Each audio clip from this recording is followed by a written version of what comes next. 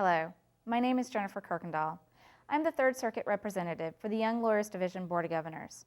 Today I have the pleasure of bringing you Lisa Tipton. Lisa is the owner of Sparkia Creative as well as PR Florida, Inc. Today she's going to be talking to us about marketing. So, big issue for lawyers, lots of people hanging their own shingle. How do you even start? I think the most important thing to keep in mind is that a lot of people launch into marketing campaigns, marketing plans, advertising without knowing where they're going.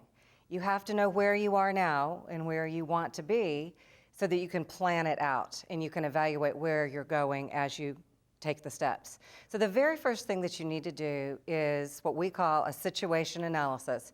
You need to find out where you are in relation to your competitors, what your competitors are doing to reach the mutual clients that you both are seeking, and how you can establish your own niche in a market. Even if you're a general practitioner, you're a solo practitioner who has just gotten started, within any type of practice area, or within several practice areas, you can find a niche that you market to distinguish yourself from the crowd. So the basic way we start is this. Take a look at your top 5 competitors. Make a list of those competitors. Evaluate websites, social media presences. Do they do direct mail? Are they hosting free seminars like some lawyers do? Are they making presentations at your local bar association? How are they getting themselves out there? How are their websites working? Are they interactive? What are the ways that they are reaching clients that you could reach? And also the general public. Some of them may be spending lots of money on advertising. Others may be doing more public relations type community service events, that sort of thing. Make a list, chart it out. What are they doing? Make the categories. Then Google yourself. Find out how you compare to what they are doing. So you're going to evaluate your own website, evaluate your own social media presences. Basically the same thing that you did, but you're going to compare yourself to each of those 5 competitors. Put it on a chart so that you can see if you're glaringly absent in social media and one of your main competitors is doing a really good job with Facebook, for example, you might want to consider adding that into your mix.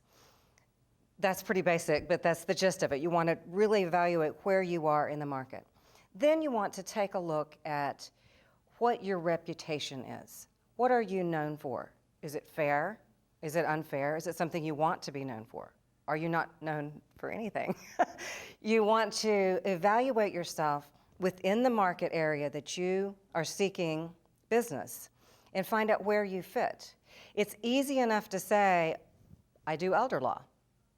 But do you do a particular type of elder law? Have you had 2 cases that were really different aspects of elder law? And you can distinguish yourself from the other elder lawyers in the area by those cases.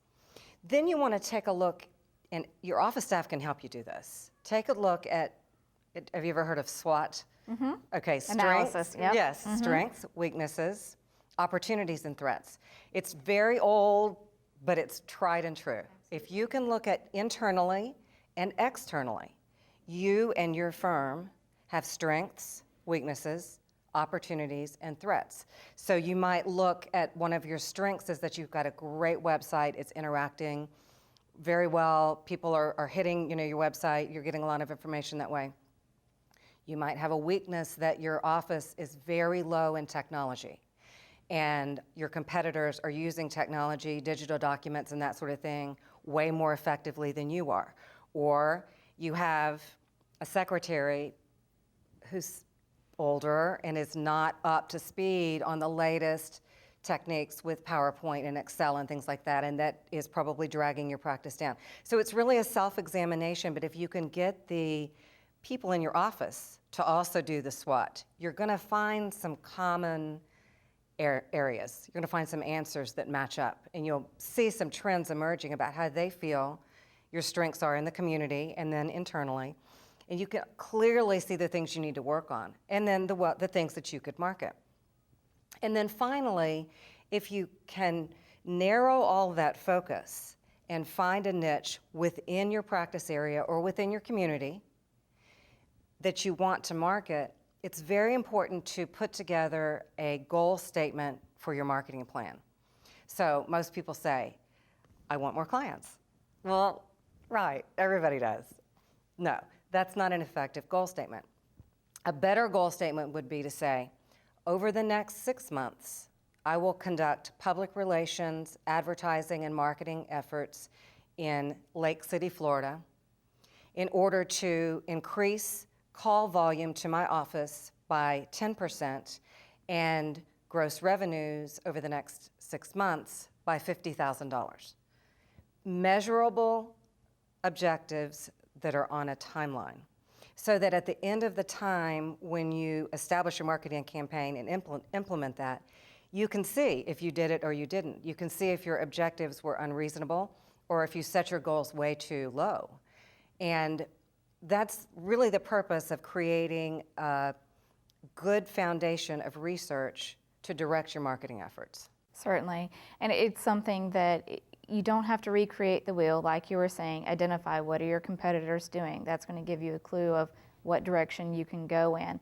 And all of this, of course, is with the caveat that you're complying with Florida Bar advertising rules, of course, and with social media being a big hit, which we'll have another video on social media as well. So thank you, Lisa, for providing all those great bits of advice for our first installment on the marketing series. You're welcome. And thank you for watching, and make sure you check back for the rest of the marketing series with Lisa Tipton. Thank you.